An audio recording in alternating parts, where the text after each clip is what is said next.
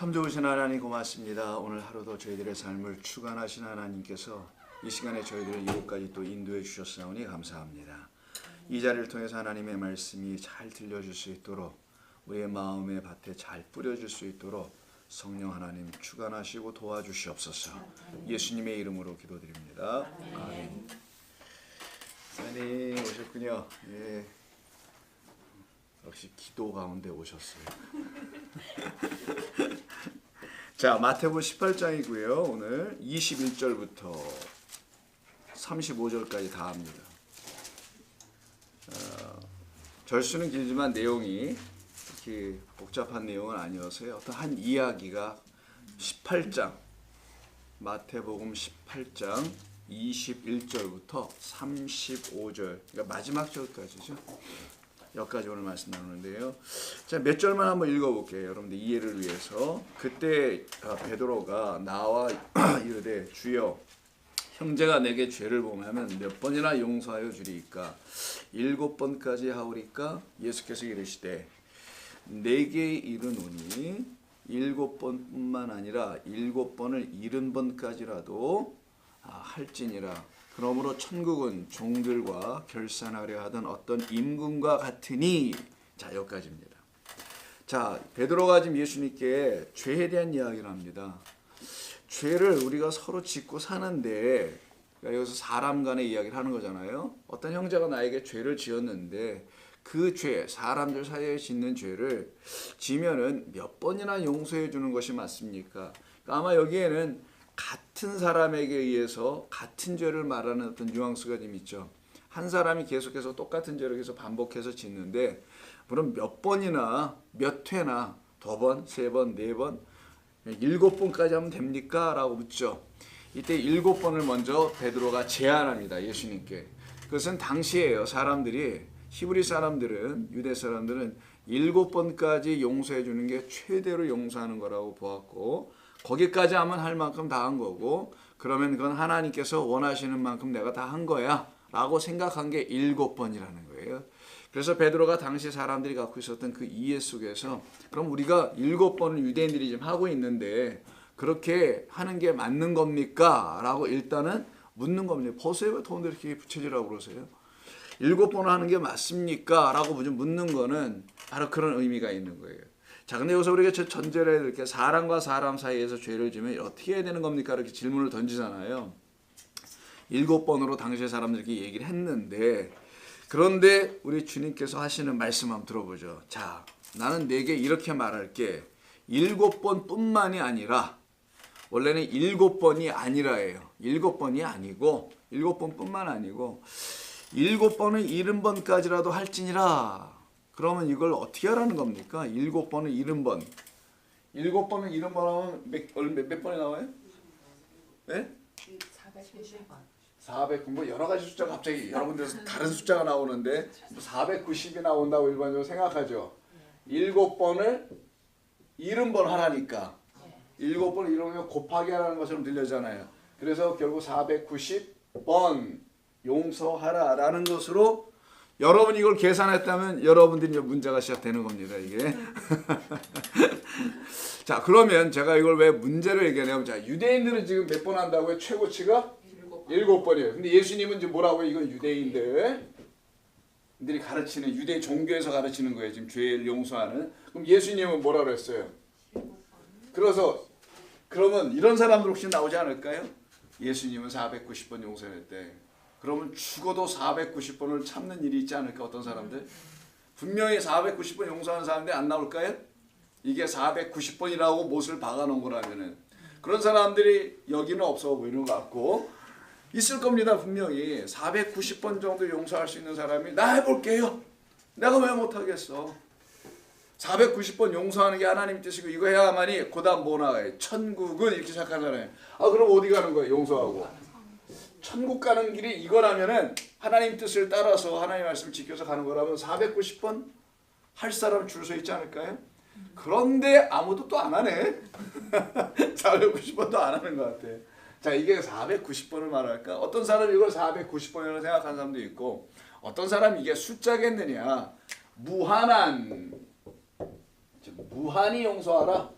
한없이 용서하라 라고 하는 해석도 합니다. 사람들이. 그럼 이것도 한없이 용서하라는 이야기인가?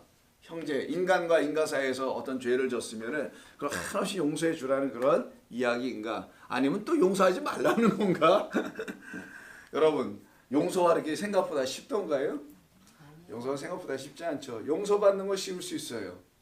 예, 근데 용서하는 거는 참 생각보다 쉽지 않습니다. 하나님 우리가 잘 못하는 것을 막 하라고 억지로 우리에게 요구하신 하나님은 아니시고 우리가 할 수 있는 것을 알려주시는 거고 그것을 하라고 하시는 것이 이 죄에 대한 용서라는 이건 넘버링 숫자를 얘기하는 게 아니라 이 어떤 예수님의 말씀 속에 담겨 있는 것인데 그리고 또 성경의 우리말 번역에는 7번씩 70번이라고 되어 있죠. 근데 원래 성경은 이렇게 써 있지 않고요. 70번이 먼저 나오고 그 다음에 7이 뒤에 나옵니다. 우리가 일단 나중에 좀 구체적으로 하기로 하고 왜 저렇게 하나 예수님이 쓰셨는지 다 이유가 있을 테니까.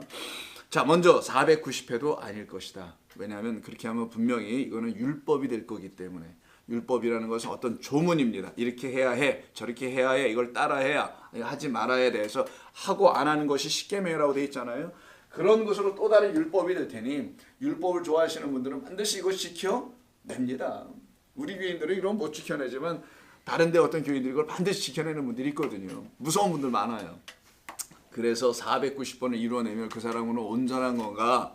이런 문제에 걸려들잖아요. 그래서 그런 것도 아닐 거고 또 막연하게 무한히 그냥 막 용서하라 라는 어떤 그런 의미가 담겨 있는 것인가 라는 것도 한번 생각해 봐야 되겠죠. 자, 그렇게 일단 77 이런 얘기가 좀 나왔어요. 그러면서 예수님께서 하나의 비유를 말씀해 주세요. 근데 이 비유의 이야기는 어떤 이야기입니까? 천국에 대한 이야기나. 그래서 23절을 자세히 보십시오. 23절 보니까 그러므로 천국은 이렇게 돼 있죠. 갑자기 예수님은 뭐라고 얘기하세요? 천국을 얘기하시네요. 아니 천국이 뭡니까? 라고 물었지 않았잖아요. 지금 베드로가. 죄 용서를 물어봤지 않습니까? 그리고 얘기한 게 왜 베드로는 형제가 또 다른 형제에게 사람이 또 다른 사람에게 소위 죄를 졌다라고 하는 이 이야기를 하고 있는 거잖아요. 사람이 형제가 사람이 사람에게 어떤 또 다른 죄 이건 다 어디서 일어나는 얘기예요? 이게 지금 이 얘기는 어디서 일어나는 얘기냐고요? 땅에서 하는 얘기죠. 자, 이 세상 땅이라는 것, 이 세상 우리가 살아가고 있는 이 땅이라는 곳에서 형제 즉 사람이 사람과의 사이에서 관계에서 일어나는 죄를 베드로는 물어봤는데 예수님은 대답을 뭐로 하셨어요? 그거는 7이라고 얘기한 거고 베드로가 자 그게 아니고 라고 하면서 예수님은 천국은 이렇게 말씀하셨죠. 천국은 땅의 반대인 하늘의 이야기를 하겠다라는 거예요. 잘 들어보십시오. 땅의 이야기를 너희들은 가지고 죄를 용서하는 인간관계에서 어떤 해결이 안 된 부분 나에게 해코지한 사람 마음 아프게 한 사람 이런 걸 가지고 용서하는 그런 얘기를 가지고 몇 번 해야 합니까? 라고 하는데 거기에 대해서 예수님이 답을 했다는 거 안 했다는 거 그러면 안 했다라는 거예요. 이게 지금 왜 예수님은 답을 7로 하지 않고 뭘로 했기 때문에 70에 7이란 특이한 방법으로 대답을 하셨잖아요. 이거는 이 땅의 사람들이 하는 게 아닙니다. 이거는 유대인들이 하는 것도 아니고 유대인 곧 땅의 법이 아니라는 거예요. 이거는 말 그대로 천국이나 아니면 하늘에 대한 이야기가 저 70의 7이라는 답인 거예요. 그래서 예수님은 땅에서 이루어지는 죄에 대한 문제를 해결하기 위해서 답을 준 게 아니고 하늘에 대한 이야기, 천국에 대한 이야기를 했으니까 하늘에서의 이야기. 자, 하늘에서 죄에 대한 문제는 이런 거야. 하늘에서 볼 때 죄는 이런 거야. 이걸 가르치는 거예요 지금. 너희가 지금 천국을 가려고 하는데 무슨 말입니까? 죄가 있는 상태에서 천국은 누구든 못 간다는 기본적인 이해가 있잖아요. 뭐 죄가 해결이 되든 뭐 어떻게 선한 일을 해갖고 자기가 좀 씻어냈다고 뭐 생각을 하든 어떤 형태든 죄를 가지고는 여기를 못 가니까. 그건 모든 범 종교도 다 갖고 있는 말 아닙니까 이거는? 아 죄인이 어떻게 가? 어디 죄인이? 이런 생각 할 거 아니겠어요? 자 그런 너희들 죄인들이 가야 할 곳이 사실은 천국인데 그런 죄 여기서 사람과 사람 사이에서 벌어지는 이런 죄 때문에 이걸 용서하냐 많으냐 7번 하냐 뭐 700번 하냐 뭐 1000번 하냐 뭐 이런 걸 가지고 지금 너희들이 용서를 했다. 베드로의 생각이 뭡니까? 유대인 전체를 대표해서 이 땅 모든 사람을 대표해서 용서했으니까 나는 어디 간다고 생각하는 거예요. 자, 이렇게 너희들은 천국 간다고 지금 생각하는 거지. 이게 예수님의 말입니다. 너희들은 지금 서로 사람 사이에서 벌어지는 거 가지고 용서를 했니 안 했니 7번을 딱 채웠으니까 나는 괜찮아 라고 해서 어딜 간다고 생각하는, 천국 간다고 생각하는 너희들에게 내가 대답을 해줄게. 천국은, 그래서 얘기하는 거예요, 그런 게 아니고 그렇게 가는 것도 아닌 거야. 천국은 너희들 인간관계에서 이루어진 어떤 부분들을 해결을 했으니까, 풀었으니까, 용서하고 원수를 내 몸같이 어떻게 하라고요? 또 뭐 사라 했으니까 가는 곳으로 자꾸만 생각하는데, 그렇게 가는 거라면 정말 원수 끝까지 사랑하는 사람들 나타난다? 그러면 걔 둘만 천국 가는 거야. 70억 중에. 이해하셨어요? 제 말씀? 그러기 때문에 여기에서 말씀을 잘 이해하라는 겁니다. 자, 다시 한번. 예수님께 베드로가, 제자들을 대표하는 사람이 베드로지 않습니까? 항상 제자들을 대표해서 베드로가 얘기한 거예요. 아니, 나에게 누가 이렇게 죄를 졌는데 그 사람 몇 번이나 용서해야 됩니까? 7번이면 됩니까? 라고 하는 요 틀, 인간과 인간 사이에서 그는 죄를 인식하고 있었던 거예요. 사람과 사람 사이에서 벌어지는 죄 정도로만. 우리 수요 성경 보신 분들은 기억나시겠지만, 죄에 대한 이야기할 때 죄는 인간 사이에서 이루어지는 것을 하나님은 죄로 취급도 안 하고, 하나님이 다루시는 죄는 하나님과 우리 사이에서 있는 죄만 죄로 다루는 거라고. 그래서 성경에서 말하는 죄는 세상에서 말하는, 국어사전에서 말하는, 영어사전에서 말하는 그런 죄의 개념이 아니라는 거. 그런 것을 갖고 있지 못한 누구? 질문자 누구요? 베드로에게 너는 사람과 사람 사이에서만 이루어지는 죄를 갖고만 자꾸만 해결하면 뭐 천국 간다고 생각하고 율법을 지킨 것으로 생각하고 하는데, 천만의 말씀 얘기하는 겁니다. 그래서 유대인 중에 구원받는 자가 안 나타나는 거야. 이렇게 예수님이 직설적으로 얘기하는 겁니다. 죄는 그렇게 다루는 게 아니야. 그리고 죄는 너희들 사이에서 이루어지는 것도 아니야. 너희들 사이에 이루어지면 내가 이런 말도 하지 않아. 너희들 사이에 이루어지면 그래 7번 해봐. 힘나는 대로 10번까지 해보든지. 이렇게 예수님이 분명히 답을 줬을 거예요. 근데 뚱딴지처럼 갑자기 이렇게 말을 해요.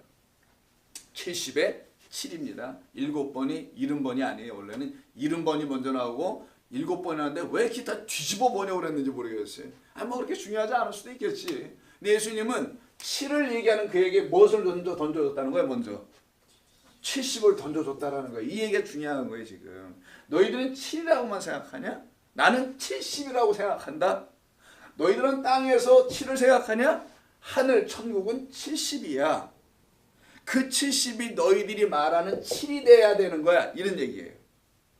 자, 유대인들이 지금 죄에 대한 용서를 7로 한다는 건 어디서 비스무리 들어본 건 있어서 그러는지도 몰라요. 7은 뭡니까? 이스라엘 백성들에게는 완전하다는 의미예요. 그래서 완전수라고 해요. 7은 럭키 세븐 있잖아요. 그래서 어디 가서 쳐도 이거 나와야 된다며. 이게 사람들이 흉내낸 건지 모르겠지만 뭐 이거 뭐라 그러지? 37이라고 그러나 뭐라 그러잖아. 이거 땡겨서 나오는 거 쫙 이렇게. 자, 이걸 이스라엘 사람들 7 완전하다는 거예요. 그래서 너희들은 죄를 내가 7번 용서했으니까 나 완전히 다 용서해 준 거야. 나는 완전해, 온전해 라고 생각하는 그 생각이 맞지 않아. 70이 돼야 돼. 70으로 그게 7이라는 뜻을 갖는 거야. 그 7은 요 70으로 이해될 때야만이 하늘나라에서 용서가 뭔지, 천국을 간다는 게 뭔지를 그때 비로소 너희들은 알게 될 거야. 그러면서 예를 들어줘서 비유로, 천국은 이와 같은 거야. 비유죠. 비유로 하시는 말씀 한번 들어볼까? 우리 한번 어떻게 비유로 얘기하시는지. 여러분 너무나 잘 많이 들어본 거죠. 자, 천국은 23절 종들과 결산하려던 어떤 임금과 같다. 임금, 왕이에요. 지금 바실레이유라는 왕입니다. 이제 왕이 어떤 종들, 이 종들은 둘로스라는 종인데, 이 둘로스라는 말은 노예를 말하는 겁니다. 노예는 처음부터 어떤 관계입니까? 돈 주고 사온 거예요. 지금 이 관계가 굉장히 중요합니다. 그래서 이 자신이 어떻게 이미 빚을 지고 있어요. 이 얘기하는 거예요. 여기서부터 시작. 그냥 단순히 무슨 일하는 거기에 뭐야, 옛날 말로 머슴이 아니에요. 이거 지금 밥이나 먹고 뭐 좀 월급이나 좀 주면 뭐 살아가는 옛날 우리말로 머슴들 있죠. 저 어렸을 때 머슴 많았거든요. 저는 그 머슴들과 굉장히 친했었습니다. 그래서 누가 머슴인지 잘 구분이 안 될 정도로 제가 10살, 14살 이때쯤에. 동네 이렇게 머슴들이 있었거든요. 옛날에는. 뭐 옛날도 아닙니다. 그때 뭐 70년 그때니까. 자, 머슴이 아니에요 이거 지금. 자, 둘로스라고 하는데 이 둘로스는 종인이 아니라 그냥 이 노예라고 합시다. 노예 시장에서 옛날에 노예 시장에서 여기서 주인이 가서 사 와요. 그럼 값을 치러야지. 그럼 노예에게는 노예 몸값이 있죠. 자, 요 개념을 먼저 갖고 몸값으로 인해서 어떻게 합니까? 주인에게 주인이 안 사오면 이 노예는 어떻게 된다고요? 그냥 죽는 거예요. 노예 시장에서 그나마도 못 팔려나가면 오갈 데 없어요. 가치가 떨어져 가격에. 옛날에 여러분 19세기에 미국에서 1800년도에 1600, 1800 그때 노예 시장이 심할 때 다 그렇게 해서 팔았단 말이에요. 그냥 안 팔리면 그냥 갖다 물에다가 바다에다 던져버려 죽였어요. 왜냐하면 밥을 주는 게 아까워서 콩고나 이런 데서 다 노예들을 사람들을 잡아와서 노예로 팔아 넘길 때 이런 짓을 이 땅이 했어요. 뭐 다른 나라가 아닙니다. 이 땅이 그런 짓을 하고 살았거든요. 그거 언제다 그 벌을 받을지 몰라. 반드시 받을 텐데 받았나? 둘로스예요. 종노예 다시 말씀드립니다. 몸값이 지불되었다. 그래서 이 몸값을 지불해준 누구? 주인 혹은 왕. 그래서 그 밑에 절에 나가면 이름이 바뀌어요. 왕이 아니라 뭐라고 나옵니까? 다시 주인이라는 말로 바뀌어요. 어디 25절에 나오잖아요. 왕에서 주인으로 바뀝니다. 주인이라는 것은 뭐예요? 주종관계. 주인과 종이니까 주종관계라고 아시죠? 주인과 종의 관계. 종속되었다. 그 주인에게 완전히 종속된 자. 그래서 종속된 관계.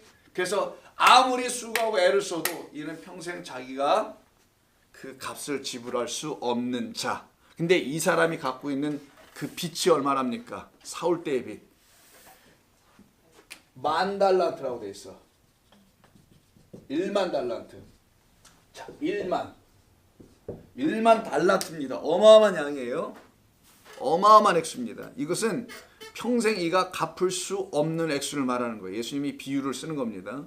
자, 당시 이스라엘이라는 나라가 유대 나라가 로마 제국의 식민지였었는데 로마 제국의 식민지니까 그 봉신국들은 전부 다 조공을 바치잖아요. 옛날에. 그러니까 돈으로 했습니다.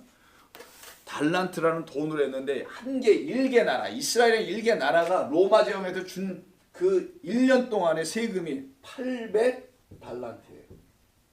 자, 여기에 10배는 8,000이죠. 8,000보다 더 큰 게 플러스 2,000에서 만이에요. 그러면 이건 일개 국가가 내는 건데 800달란트가 개인이 지금 800도 아니고 8,000도 아니고 1만을 줬다면은 이거 도대체 어떻게 하라는 거예요, 이거. 이거 갚을 수 있다는 겁니까? 못 갚는다는 겁니까? 못 갚는다는 걸 전제하는 거. 좀 이따 제가 더 설명드릴게요. 어떻게 못 갚을 수밖에 없는지는. 자, 이 사람이 갚을 수 없는 지경이에요. 전제가 이겁니다. 그럼 이도 알고 다 아는 거예요. 모든 자가 다 갚을 수 없다는 거 알아요. 그때 갚을 것이 없는지라 이렇게 나오죠. 그래서 25절에서 아예 못을 박잖아요. 갚을 수 없다. 이게 대전제예요. 10,000달란트 그에게 갚을 능력이 없어요. 종이 무슨 능력이 있어요. 그렇지 않습니까? 아예 갚을 능력이 없고 오히려 몸값만 자꾸만 늘어날 뿐이야. 빚만. 자, 그래서 주인이 명하여 그 몸과 그 사람과 아내와 자식들 모두를 그 소유를 다 팔아 갚게 하라고 명령을 내렸어요. 다 갚어. 일단 무조건 빚을 줬으니까 갚기는 봐야 될 거 아니겠어요. 그래서 명령을 내렸는데 그 종이 와서 엎드려 철하면서 빕니다. 근데 첫 번째 나는 못 갚겠습니다라고 말하지 않고 내게 일단 참으소서 시간을 좀 달라는 거예요. 그러면서 하는 말이 뭡니까? 내가 갚겠다라고 얘기해요.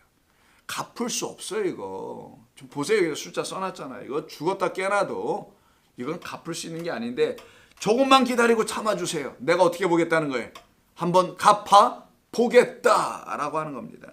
이게 바로 자기가 갚아 보겠다라고 하고 하는 한 자의 모습이겠죠. 갚을 수도 없음에도 불구하고 교만한 겁니다. 이게. 못 갚으면 난 못 갚습니다라고 얘기하는 게 맞는 거고 갚을 수 있으면 갚을 수 있다고 얘기해야 되는데 이건 갚을 수도 없는데 지금 이렇게 하고 있죠. 하거늘 그 종의 주인이 그를 보고 어떻게 합니까? 갑자기 27절에서 불쌍히 여겨요. 오늘 가장 중요한 키워드는 이 예수님의 이 비유 중에서 가장 중요한 건 이 단어입니다. 불쌍히 여겼다라는 거예요. 누가 누구에게?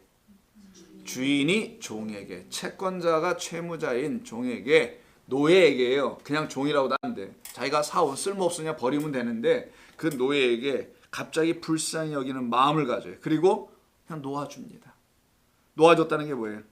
탕감해주고 자유자로 줬다는 거예요. 자유했게 했다는 거예요. 이건 단순히 놓아준 게 아니에요.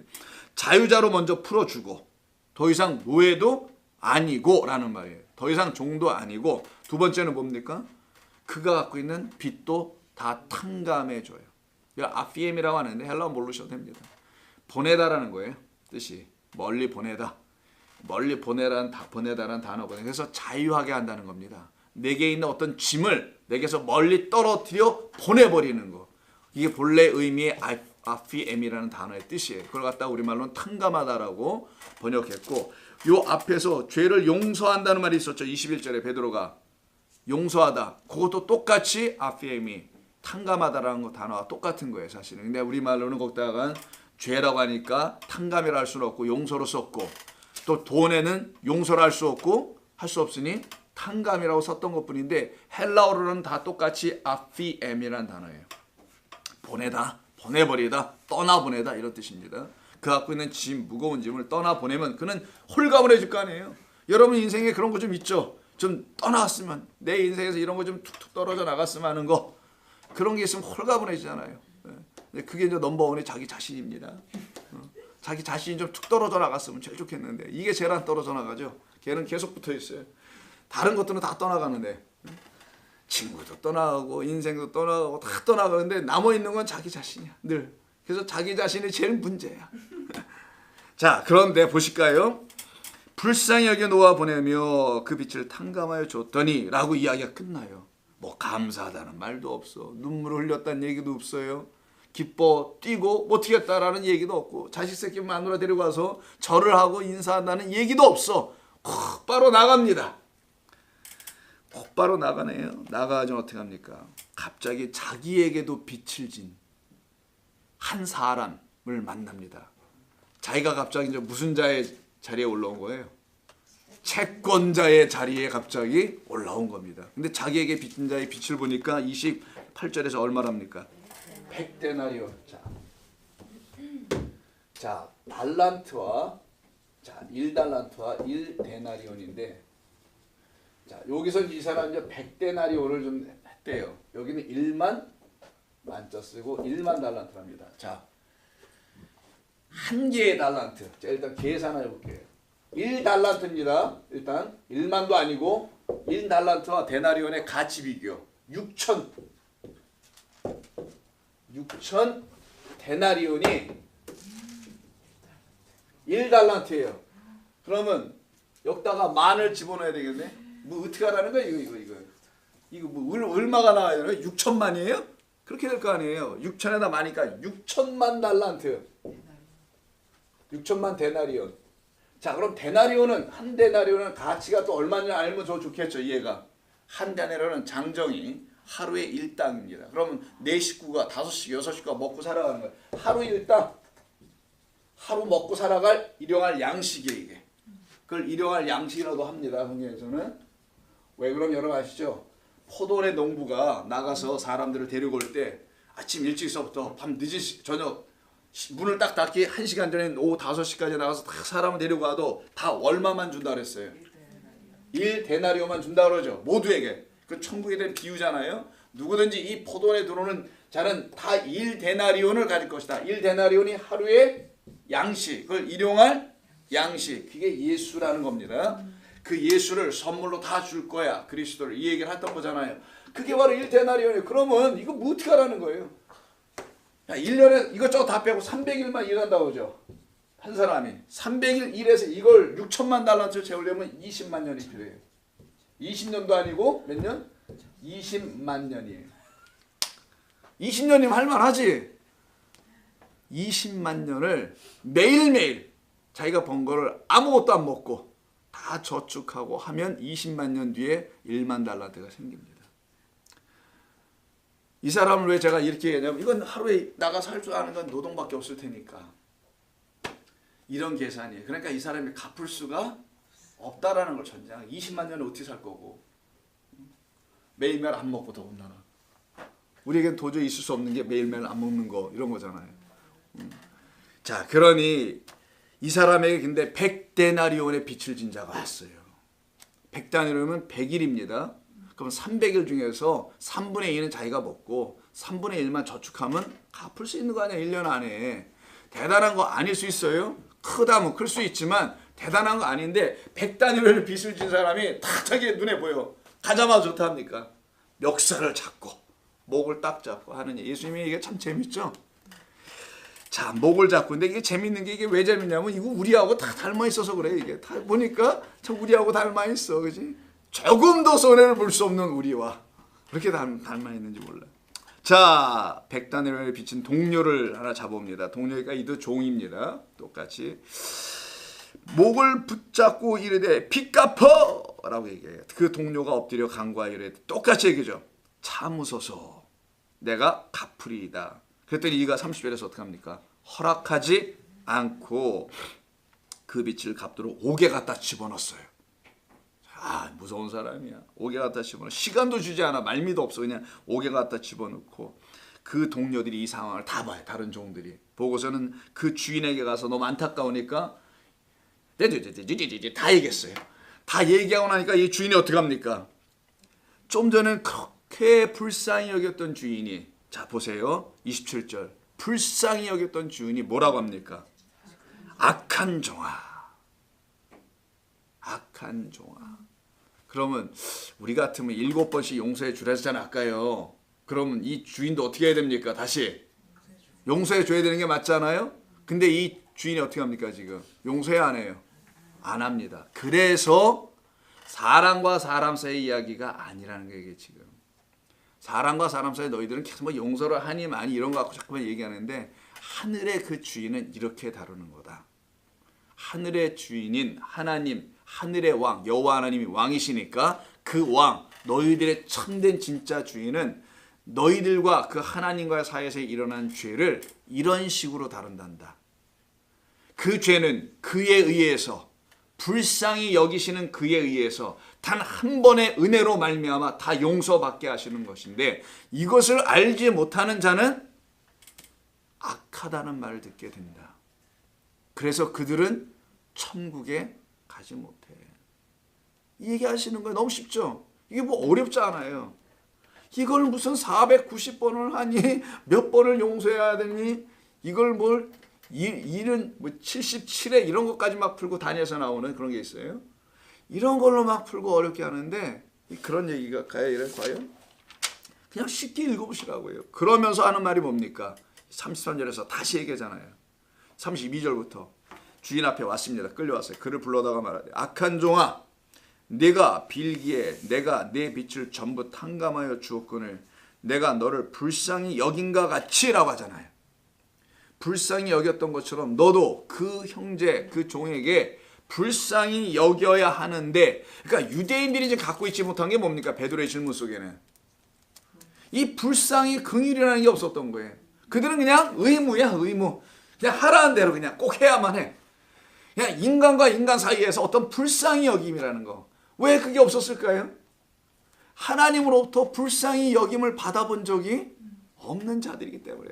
내가 왜 불쌍히 여김을 받아야 돼? 내가 왜 기분 나쁘게? 내가 어디 불쌍하다고? 내가 먹고 살만하고 뭐 이만큼 살만한데 내가 그 특별히 뭘 잘못했다고 나 이렇게 불쌍히 여기고 그러는가? 기분 나쁘게. 이 인간의 자존심들이 결국은 하나님 앞에서 불쌍함을 여겨야 될 내용이 뭔지도, 즉 하나님과 인간 사이의 죄의 문제는 어떤 거라고요?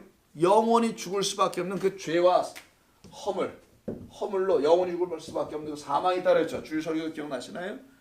그 죄와 사망의 법에서 눌려 있는 우리들을 한 번에 그냥 끝내줘버린 건데, 이거를 알지 못하는, 그래서 그 긍휼하신 하나님, 은혜의 하나님을 한 번도 체험해보지 못한, 고작 죄라고 해봤자 인간 사이에 부딪히는 혹은 자기가 혼자 나쁜 짓 하는 거, 요 정도 죄에서 멈춰있는 그걸 가지고 하나님의 은혜를 경험해 대부분 기독교인들이.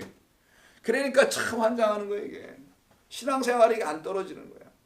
그래서 죽음의 문제가 해결 안 되는 거예요. 고작 죽음의 문제 해결하고 하는 게 천국 간다는 소망 하나 붙잡고 죽음의 문제를 해결했대.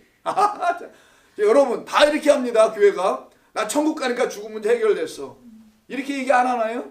그런 게 죽음 문제 해결된 겁니까 그게? 천국 간다는 게 여러분의 죽음 문제 해결해 준 거예요? 아니면 죽음의 문제가 해결돼 천국 가는 게 맞는 겁니까? 아, 천국 간다니까 난 죽음 문제가 해결된 거야. 난 사망하지 않아. 천국의 길이 열려 있으니까. 이 사람이 천국 가는 거야? 아니면 죄와 허물로 죽어 있는 내가 정말 죽은 자라는 것을 알고 그런 너를 살려내기 위해서 이 십자가밖에 없는 하나님의 긍휼이 나타난, 의가 나타난, 하나님의 공의가 나타난 거예요. 거기는 공의. 공의라는 말은 반드시 당신의 의를 집행하는 걸 공의라고 그래요. 공의대로 하세요. 공평하게. 죄면 죄대로 처리하고 의는 의대로 처리하는 걸 공의 하나님이라는 거예요. 하나님의 공의는 죄에 대해서는 어떻게 하는 겁니까? 정령? 죽는 거. 이게 하나님의 공의가 어디서 나타났다고요? 십자가에서 나타났다고 로마서에서 말하는 거잖아요. 하나님의 은혜, 하나님의 의가 십자가에 나타났다. 십자가는 뭐냐? 우리들의 멸망을 말하는 것이다. 반드시 죄에 대해서는 죄와 허물로 우리는 죽어야 한다는 것을 가르친 하나님의 공의가 먼저 떨어지고 거기서 그 공의를 바라보고 그래서 내가 붙잡아야 될 것은 그 은혜의 하나님 이렇게 십자가에서 당신의 아들을 죽이실 수밖에 없게 했던 그 하나님과 나 사이에 있는 그 죄의 문제 인간과 죄는 니들이 알아서 해. 죄의 문제를 해결해 주시려고 하셨던 거군요. 라는 그 공의로 말미암아 죽었다가 다시 살아난 자들이 있어요. 이렇게 죽고 그들에게 천국이 소망이 되는 것뿐입니다. 이미 천국이지 그냥 천국. 왜? 살아났으니까. 이거를 모르고 있던 유대인들에게 지금 예수님이 가르치는 거예요.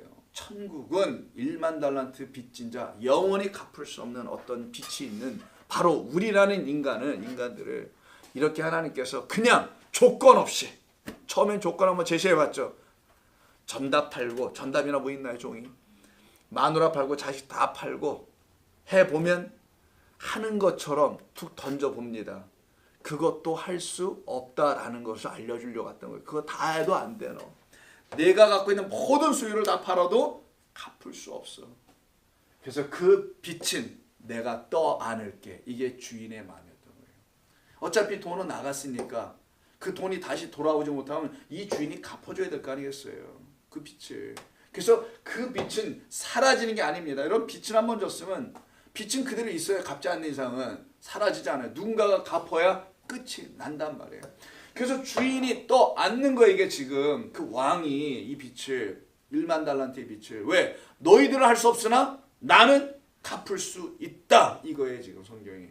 너희들은 너희들의 죄를 스스로 해결할 수 없으나 용서받을 수 없으나 나는 너희들의 죄를 내가 스스로 십자가에서 내가 죽고 내 몸 생명을 걸고 죽고 내가 갚아버리는 게 이게 몸값이라는 거예요. 그래서 자기 몸, 자식, 마누라, 새끼 몸 전부 다 몸값이 나오죠. 쭉쭉.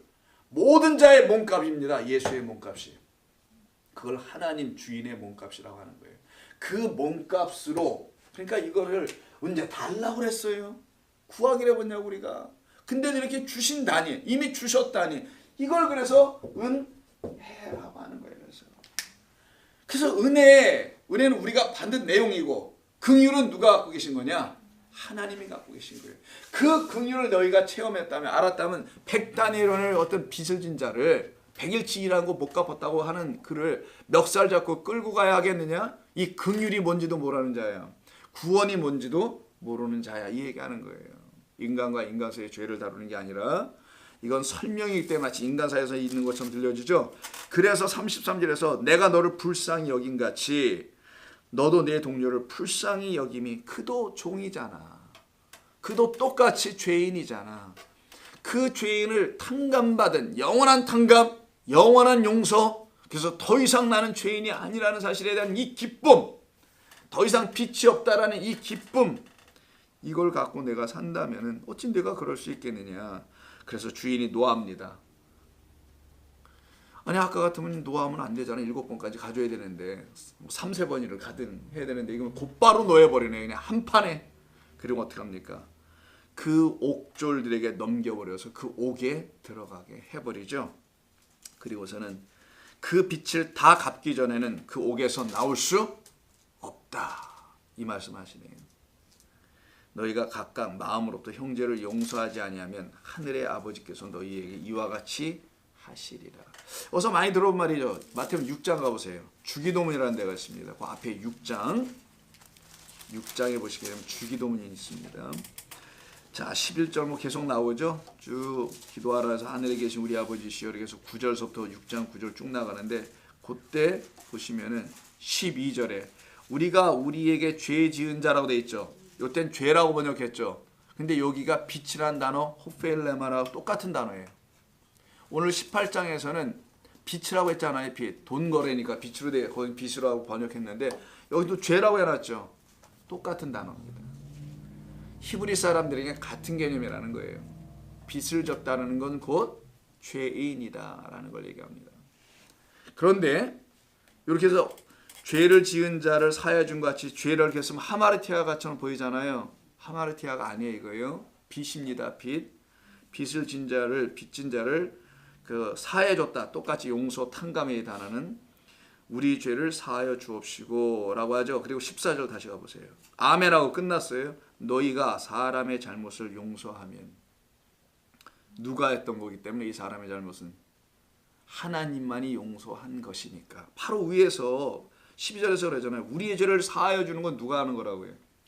하나님이 하는 거라고 돼 있잖아요. 그래서 하늘에 계신 아버지여 라고 9절부터 시작하여 기도하고 우리의 죄를 사하여 주셨습니다 라고 이렇게 기도했단 말이에요. 이거 완료예요. 사하여 주셨습니다 라고 했단 말이에요. 그러면 너희가 사람의 잘못을 용서하면 그 사람은 하나님으로부터 용서받은 그 사람 아니겠어요. 그것을 서로 알게 된 그 사람의 잘못을 네가 용서하면 너희 하늘 아버지께서 너희 잘못을 용서하려니와 너희가 사람의 잘못을 용서하지 못하면 이 말은 용서받은 적이 하나님으로부터 있지 않았으면 이 말과 같은 거겠죠. 너도 하나님으로부터 용서받은 적이 없었으면 너도 용서하지 용서가 뭔지도 탕감이 뭔지도 알 수가 없을 거야. 그래서 여기서 죄라는 단어로 번역을 했지만 이거는 좀 더 호펠레마라는 단어인 빛이라는 단어입니다. 하나님께서 우리에게 빛으로 설명한 거예요. 도저히 갚을 수 없다. 죄라는 것은 바로 그런 거다. 죄는 너희들이 무슨 회개하고 씻고 무슨 마음에 정화를 해보고 가서 적선하고 선한 일을 하고 이런 일로 해서 되는 게 아니라는 걸 알려주려고 하마르티아를 쓰지 않았어요. 하마르티아는 중심에서 벗어나는 거잖아요. 진리의 말씀을 깨닫지 못하는 거예요. 그거는. 근데 여기는 그 단어를 안 쓰고 호펠레마라는 단어로 빛이라는 단어 썼던 얘기는 도저히 갚아낼 수가 없다. 이걸 설명해 주려고. 너희들이 할 수 있는 게 아니다. 이거는 나의 전적 완전한 나로부터 오는 완전한 그 은혜 그 긍휼이 없으면 이것은 해결될 수가 없는 거야. 그래서 죄는 잘 생각해 보세요. 사람과 사람 사이에서 용서 못할 죄가 있습니까? 마음에서 못하는 경우가 있어. 오랜 시간 동안 끌고. 그러나 용서할 수 있어요. 하는 사람 많습니다. 원수까지도. 나는 죽어도 못해는 그냥 몇 분이 여기 계신 것 같은데 하는 분들이 있어요. 사람과 사람 사이에서는 시간 지나고 세월 지나면 더 덮고 가고 잊어버리고 용서하고 그렇게 살아갈 수 있습니다. 더군다나 예수 믿는데 그거 못하겠어? 할 수 있잖아요. 예수까지 믿으니까. 그런 거에 그 용서라는 거 인간 삶 속에서 일어나는 용서들은 할 수도 있고 못할 수도 있고 예수 믿으면 할 수 있고 이런 거예요. 그런데 지금 하나님께서는 예수님께서 말씀하신 죄, 주기도문에서 나오는 죄든 좀 전에 18장에서 말한 죄는 이거는 우리가 감당할 수 있는 그런 죄가 아니라는 거예요. 이게. 그래서 이 죄는 하나님만이 다루실 것이다. 하나님 앞에서만 다뤄진다. 거기서 그걸 심판대라고 하는 거예요. 그 재판장 앞에 판사 앞에서만 다뤄진다. 근데 일반 법정 판사가 아니고 하늘 법정이라고 하는 거예요. 갖다가 하늘의 법정인 그 법정에서 하나님이 심판자이신데 재판관인데 거기서 다루는 죄는 이런 죄가 아니라 너 알았니? 너의 죄와 허물이라는 게 뭔지 너 스스로 너를 바라볼 때 나는 영원히 나 자기로 살고 싶은 나였었습니다라는 거 너 인정하지? 죽을 때까지 너일 수밖에 없지. 왜? 죽을 때까지 인간은 자기 호흡을 붙잡고 있거든요. 그래서 하나님이 육신으로 지어놓은 겁니다.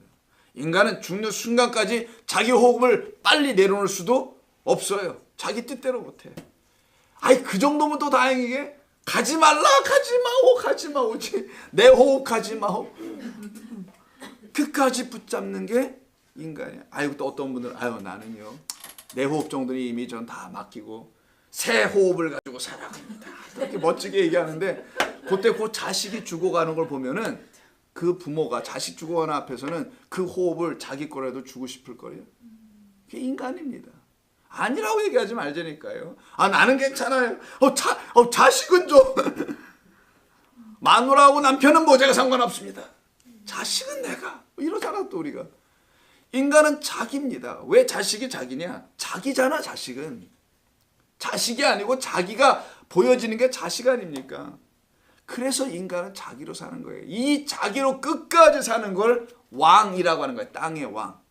그래서 이 세상에는 왕자와 공주밖에 없는 거예요. 전부 다 공주병 걸려 있고 전부 다 왕자병 걸려 있는 겁니다. 아니라고 세상은 얘기할지 몰라요. 그거는 뭐 어디 왕자들이라 하는 겁니다. 뭐 이렇게 할지 모르지만 인간이 그 자리에 있는 겁니다. 그게 바로 하나님에게 죽지 못한 우리라는 거예요. 죄인. 지으신 분이 그분이신데 그걸 모르고 살아가는 거예요. 바로 그 영원한 죄를 갖고 거기에서 계속 벗어나. 조금만 우리가 해도 벗어나잖아요. 그런 우리를 하나님께서 어떻게 하시냐. 너 그걸 1만 달란트 빚진 자라고 하는 거야. 도저히 네가 안 되잖아. 갚을 수 해결 못 하잖아 이거. 그게 우리 인간의 실존적 문제입니다. 우리 영혼의 문제라는 거예요. 너 스스로 못 하잖아. 그러니 내가 해줄게.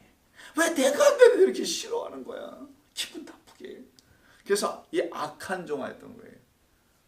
네가 스스로 할 수 있다고 생각하느냐? 이걸 악하다는 거예요. 성경은. 그가 무슨 멱살 좀 잡았다고 악한 게 아니라 멱살 얼마나 많이 잡았어요. 살면서. 마음으로. 그걸 악하다는 게 아니라 자기가 할 수 있어요. 그래서 아까 26절쯤에 내가 스스로 한번 해보겠다잖아요. 내가 갚아보겠다고. 자, 하나님 빼고 나 스스로 잡자. 내가 주인이 돼서 내가 한번 해볼게요. 이 스스로 하려고 하는 자들. 그게 바로 악하다는 거야. 하나님께서. 네가 언제부터 스스로였는데. 언제부터. 태어날 때도 너 스스로 오지도 못했고 너는 스스로인 적이 단 한 번도 없어. 내가 준 것 가지고 너는 너라는 존재를 지금 흉내내고 있는 거야. 채하는 거야. 뭐뭐한 채, 사람인 채, 여자인 채, 남자인 채, 인간인 채 이렇게 하는 거야. 그걸 알면 너희들은 1만 달란트 빚은 지은 자라는 사실을 알게 됩니다. 그래서 여기서는요. 서로 다른 두 종류의 채권자가 등장하는 거예요. 첫 번째는 왕 주인이라고 하는 그 채권자. 이 채권자는 어떻습니까? 27절에서 긍휼을 주죠. 33절에서도 긍휼을 줬다고 하죠. 긍휼을 주는. 그래서 탕감하는 채권자가 있는가 하면은 그게 바로 첫 번째 채권자입니다. 또 다른 채권자 뭐예요? 이 1만 달란트 빚진 자가 또 채권자 역할을 하죠. 그는 사람입니다. 사람. 종이에요. 그 사람은 탕감하지 못하는 자. 이 탕감하지도 못할 자들이 지금 몇 번 하겠다는 거야 아까. 이게 예수님의 말인 거예요. 너희 1만 달란트 빚진 자들이 누구를 또 탕감해 준다고 그래. 너나 탕감받아. 너나. 이해하셨어요? 유대인들아. 하나님을 안다고 하는 자들아. 예배가 있고 뭐가 있다고 하는 너희들아. 너희들이 뭐 누구를 용서한다고 그러는 거야 도대체. 7번? 니들끼리 짜고 하는 거잖아 그거는. 7번이 최고, 맥시멈 최고야. 여기까지 이뤄봅시다. 또 490번 이뤄봅시다. 뭐 이렇게 하는데 이건 니들끼리 하는 거. 그래서 두 종류의 채권자가 나오는 거예요. 두 종류예요. 그 두 종류 중에 인간을 대표하는 1만 달란트 그 빚을 진 자, 그 채권자는 절대로 누구도 용서할 수가 없는 자다. 그런 너희가 뭐 누구를 용서하겠다고 질문 자체가 21절에 잘못된 거예요. 이게 지금 베드로가. 이해하셨습니까 여러분? 너희들은 질문 자체가 잘못된 거야. 이거하고 선하다고 하고 이거 용서하고서 예수 믿는다고 하고 나 예수 믿고 용서하고 살아야 제가 우리 아직 무슨 용서를 해. 좀 있으면 또 뒷북치고 속상하고 깨어지고 이런 인간인데 뭘 여기를 가지고 그걸 잘했다고 서로 또 자화자찬들하고 그걸 간증하고 박수 주고 이러지 말라는 거예요. 자, 이런 말씀의 깊이를 느끼세요? 예수님이 왜 베드로의 이 질문을 개무시한 게 아니라 이렇게 답변을 주셨는지. 이 두 종류의 채권자를 딱 던져놓고 너 어느 채권자를 너 사모하고 싶으니? 너희들은 다 1만 달란트 빚진 그 채권자밖에 안 되는 거야. 너희들은 누구의 빚을 탕감해 줄 수도 없어. 그래서 1만 달란트 빚진 자가 100다네로인 빚진 자를 탕감해 주지 용서해 주지 못하는 걸 예수님 비유로 넣어준 거예요. 너희들은 못해. 어떤 죄를 인간과 인간 사이가 아니라 그걸 할 수 있잖아. 우리가 아까 말씀드린 대로 하나님과 우리 인간 사이에서 빚어진 그 깨어진 거를 너희가 나서서 뭘 해보겠다고 안 되는 거야. 그래서 7번 너희들이 말했잖아. 7번 한번 짚고 넘어가야 되겠죠. 베드로는 지금 어디서 주워 들었는데 듣기는 들은 게 있어요. 신앙생활하다 보니까 하나님의 말씀이 진리요 생명이요 나는 길이요 진리요 생명이요 영생을 주려 함이라 이런 거 어디서 들어는 봤어요 우리가. 그죠? 그렇게 들었던 우리 똑같은 상황이에요. 7번을 용서하라는데요. 이렇게 얘기했어요. 그래서 예수님이 아니야 7번이 아니고 70. 그게 7이야. 그럼 제가 순서 잡자 옆으로 한번 써볼게요. 베드로는 이렇게 얘기했죠. 그걸 가지고 예수님께서 받아내신 게 이거예요. 지금 이렇게 말씀하신 거예요. 자, 이거를 당시의 사람들은 히브리 사람들이니까 예수님이 헬라어예요. 성경은 헬라어로 그리스어로 써있지만 당시의 세계 공용어가 그리스어였으니까 당시 사람들은 그리스어를 말한 게 아니란 말이에요. 그 동네 아저씨들은 다 어떤 말을 해요? 그냥 아람어, 그냥 히브리어로 썼어요. 아람어와 히브리어 그 차이도 없습니다. 말로 쓰는 건 그냥 당시에 아람어라는 언어를 쓰는데 아람어와 히브리는 알파벳도 똑같고 읽는 것도 똑같아요. 아람어, 히브리어를 썼는데 그 아람어로 70을 어떻게 쓰냐? 이게 중요합니다. 지금 아람어로 70을 쓸 때 어떻게 쓰냐? 우리 그러면 7에다가 10을 써야 되는 게 맞잖아요. 70. 그래서 7 한글로 써도 이렇게 쓰지 않습니까? 아라비아 숫자로 써도 7이 먼저 오고 뒤에 뭐가 와요? 10이 오는 거잖아요. 7과 10 아라비아로 써도. 그런데 히브리 사람이 이렇게 안 써요. 참 이상한 사람들이에요. 10을 먼저 쓰고 7을 써야 뒤에다. 70은 이거야. 이게 곧또 7이야. 이때 7은 완전함입니다. 자, 10과 7로 구분해놔요. 70을 쓸 때는 히브리어로 쓰면 히브리어의 본문에 구약 성경에 70이라는 단어가 한두 개 나오는 게 아닐 거 아니겠어요. 70장 뭐 70 뭐 많이 나와요. 야곱이 저기 애굽으로 데려갔던 가족 수도 70명이라고 돼 있어. 거기서 430년간 있다 온단 말이에요. 그때도 70이야. 왜 정말 70이야. 70. 히브리어로는 보니까 10의 1. 이건 뭘 얘기하냐면 자, 하나님은 하나님의 방식으로 어떻게 하겠다는 거예요. 그걸 긍휼. 이렇게 탕감해 주겠다 하죠. 긍휼이 있는 것은 여기뿐이야. 이 얘기하는 거예요. 7 너희들이 말하는 건 숫자 몇 회, 7회, 7번 이걸 말하지만 나는 7번 얘기하는 게 아니라 한국말 번역도 몇 번이라고 번역했는데 그게 아니고 10과 7로 이 10과 7에는 나의 긍휼, 나의 은혜의 이야기가 흘러가고 있어. 10은 뭐겠어요? 10계명입니다. 여러분이 아시는 7은 7언약. 근데 이 계명도 처음에는 모세가 첫 번째 돌판을 받았을 땐 계명으로 받았어요. 근데 어떻게 합니까? 첫 번째 돌판을 들고 왔다가 밑에서 송아지 만들고 금 입혀서 그걸 아피스에 쏘라고 하는데 던져 깨버리죠. 첫 번째 10계명이 깨진단 말이에요. 2개 돌판이 깨지고 다시 올라가서 또 다시 받아오죠. 그때 받은 건 계명을 하지 않고 뭐라고 부르라고 그랬어요? 열 언약. 그럼 이것도 언약, 이것도 언약이네요. 그래서 10계명은 계명으로 들으면 commandments, 명령에서 지켜야 될 것이지만 언약은 우리가 지킬 것이 아니고 하나님이 주신 약속이라는 거예요. 하나님이 맹세해서 뭘 주겠다라는 거예요. 그 주겠다라는 게 몇 개로? 10개로 설명한 거고 그 주겠다라는 것을 일곱은 창세기에 있는 1장에 있는 7일간의 이야기를 하는 겁니다. 말씀 7번이야.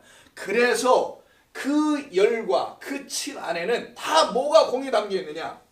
은혜가 담겨 있고 이 7과 10이 하나님의 참된 진리의 말씀으로 들려지면 부모를 공경하라, 살인하지 말라, 이웃의 것을 탐하지 말라 이런 모든 말씀들이 계명이라는 게 아니라 너희들 안에 내가 너희들 안에서 이루어 줄 그래서 이미 이루어 놓은 완료 이루어 놓은 내가 너희들을 향한 은혜와 긍휼을 담은 참된 것 이것만이 참된 거야. 이게 없으면 너희들은 탕감 못 받으니까 그 진리를 담은 거야 라고 말해주는 게 십계명이라고 여러분이 알고 있는 열 언약이고, 창세기 1장에 나오는 7날짜까지 하나님께서 창조하셨다는 이야기입니다. 그렇게 이해를 하지 않고 지금 교회들이 어떻게 하냐면, 뭐 십계명이니 7일간을 창조했니, 또 7일에다가 하루를 1000년씩 붙여서 7000년으로도 잡고 있는 사람도 있고, 뭐 별의별 게 다 나오는 거예요. 그래서 이걸 모르면은, 자, 긍휼로 용서해줬죠. 불쌍히 여김이라는 거예요. 불쌍히 여김 다 어디에 있느냐? 10과 7에 다 담겨 있는 겁니다. 이건 하나님의 마음을 담은 거예요. 열이라는 것은 하나님의 마음을 담은 거예요. 창조와 하나님의 언약 안에 전부 하나님의 마음을 담습니다. 그 마음을 담아서 알려주려고 이렇게 70, 열과 7로 얘기한 이것만이 7을 히브리어로 쉐바라고 해요. 이건 알아두세요. 쉐바. 7을 갖다가 쉐바라고 합니다. 근데 쉐바가 뭡니까? 맹세하다. 어떻게 해서?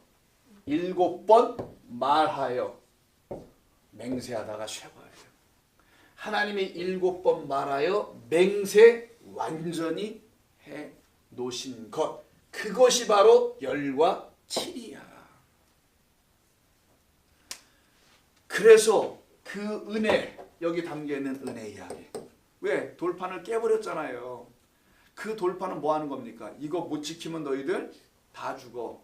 그 죽는 자들의 모습이 송아지 세워놓고 우상 숭배했던 거 아닙니까? 그래서 그 자들 앞에 돌판을 갖다 디밀어 대면 어떻게 합니까? 다 죽어야 돼, 그냥 그 돌판에 맞아서. 그래서 그 돌판을 어떻게 한 거야? 하나님께서 깨버리고, 이 돌판이 너희들 눈앞에 있으면 너희들은 이 돌판에 있는 글자로 어떻게 해요? 다 죽어. 왜? 이건 명령으로 너에게 처음에 갔으니까 반드시 지켜야 돼. 근데 이걸 지킬 수 있어요? 못 지킨다면 인간은 죽어도 이거를. 그래서 하나님이 이걸 언약으로 바꿔버리시고 다시 새로운 돌판에다, 이건 언약이야. 언약은 내가 맹세하여 너희에게 주는 완전한 7개의 말이야. 완전한 말이야. 7개의 말도 좀 그렇고 완전한 말이야. 그래서 창조는 모든 게 완전하단 말이에요. 완전한 말이야. 그 완전한 말을 은혜로 내가 받으면은 감사합니다. 그런 뜻이었군요. 그런 뜻 깨달았으니까 진리, 참된 거기 있는 거군요. 그래서 은혜와 진리라고 하는 거예요. 이걸 갖다가. 자, 그러면 요한복음 한번 볼까요? 자, 마태복음, 마가복음, 누가복음 쭉 가다 보면 요한복음이 나오죠. 1장에서 예수님이 이 땅에 오시는 것을 설명하는 이야기가 1장인데 그 1장에서 이런 말이 나옵니다. 이것까지 보시면 여러분 저희가 다 이해가 끝납니다. 1장. 자, 14절. 말씀이 육신이 되어, 말씀은 그리스도입니다. 하나님이라는 말씀이 육신, 인간으로 이 땅에 오셨다는 표현이기도 하죠. 우리 가운데 거하심에 우리가 그의 영광을 보니 아버지의 독생자의 영광이요, 예수 그리스도를 말합니다. 은혜와 뭐가 충만하대요? 그 안에는 진리가 충만하더라. 그래서 은혜와 진리가 나오는 거예요. 요한이 그에 대하여 증언하여 외쳐 이르되 내가 전에 말하기를 내 뒤에 오시는 이가 나보다 앞선 것은 나보다 먼저 계심이라 한 것이 이 사람을 가리키려 함이라. 우리가 다 그의 충만한 데에서 받은 은혜 위에 은혜밖에 없다. 자, 이때 하는 말 들어보십시오. 율법은 모세로부터 말미암아 주어진 것이요, 은혜와 진리는 예수 그리스도로 말미암은 것이라. 우리가 구원받는 건 율법을 지켜내서가 아니고 율법의 뜻이 무엇인지를 알게 된 것. 근데 그 내용을 압축하니 이건 하나님의 은혜구나. 이건 하나님의 참된 이야기가, 하나님의 참되신 그 마음의 이야기가 기록된 거구나. 이것을 알게 해주시는 그리스도 안에서 하나님을 은혜와 진리로 만난 자들, 이들이 영접했다라고 하는 거예요. 그들이. 그래서 12절, 영접하는 자, 곧 그 이름, 예수라는 그 이름을 영접하는 자, 믿는 자들에게는 하나님의 자녀가 되는 권세, 특권을 주셨다. 이걸 구원이라고 하는 거예요. 자, 그러면 오늘 말씀 전체적으로 이해하셨죠? 사람과 사람 사이에서 죄를 가지고 얘기해 보려고 베드로가 들고 왔다가 그런 게 아니야. 죄는 하나님과 인간 사이에서 이해되는 거야. 하나님이 너희의 죄를 이렇게 말씀하시네. 1만 달란트 빚이라고. 너희들 스스로 어떤 일을 해도 해결될 수가 없는 것이기에 내가 나의 은혜로 너희들을 다 용서해 줄 건데 이미 용서해 주었는데 그것이 바로 십자가에 나타난 하나님의 의와 은혜와 사랑이야. 이 긍휼을 받은 자만이 누구를 용서할 수가 있게 되지. 드디어 그때는 어떤 것을 용서해요? 인간 사이에서 부딪히는 그 정도로는 알아서 참 용서도 하고 사세요. 그런 건 제발 좀 끌탕하지 말고 그러고 용서하고 살고, 성도는 한 발 더 나가서 진짜 용서할 줄 아는 거예요. 뭐냐? 죄와 사망에 있는 자를 풀어내줘서 멀리 가게 하는 거예요. 이걸 아피에미, 이 단어거든요. 이게 탕감하다, 용서하더라. 아포, 뭐뭐로부터, 히엠이라는 것은 보내다. 그 사람에게 있는 그 죄를 떠나보게 해주는 거, 이거 하라는 거예요. 이걸 용서하라는 게. 그럼 어떻게 가서 용서할 거예요? 우리가 뭐를 잘못하고 용서해주는 게 아니라는 건지 아셨죠? 그건 인간 사이에서 누구나 하는 거예요. 그냥 그건 당연히 해줘야지. 예수 믿는 사람 더 잘해줘야지. 예수님이 말하는 건 너희가 용서하지 않으면, 마지막 절 뭐라고 되어 있어요? 용서하지 않으면 하늘께서 아버지께서 너 용서하지 않을 거라는 말은 뭐냐고요? 너희가 누구를 용서할 수 있다라는 게 뭡니까? 용서. 긍휼과 은혜를 줄 수 있다라는 거잖아요. 긍휼과 은혜는 어떻게 온다 그랬어요? 은혜와 진리의 말씀으로 오는 거 아니에요? 너 안에 참된 은혜의 이야기가 있고 너 안에 참된 진리가, 그리스도가 살아 역사하면은 그걸 갖다가 너라고 하는 거야. 용서할 수 있는 누군가야. 너는 이게 있어야 누구를 용서할 수 있는 거야. 그러니 누군가를 가서 용서하라, 탕감해줘라 이런 말을 하신 것은 예수님이 너 이거 있니? 그럼 네가 누굴 용서할 때 너 그냥 용서했어요.